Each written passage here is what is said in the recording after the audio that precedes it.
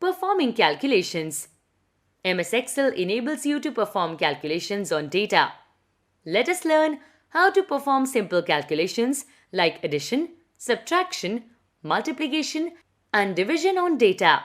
To add multiple numeric values in a cell, do as follows. Bring the pointer inside the cell where you wish to perform the calculation. Type equal to sign followed by the values and operators as shown here. Now press Enter key. The result of the calculation appears in the cell.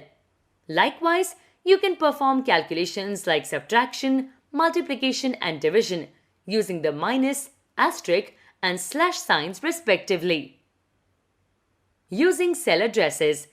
In the above section, you have learnt how to perform calculation directly using the numeric values in a cell. Let us now perform simple calculation using the cell addresses in a formula. Remember, a simple formula contains only one operator. To perform subtraction, do as follows. Bring the pointer inside the cell where you wish to perform the calculation. Type equal to sign followed by the values and operator as shown here. Now press Enter key.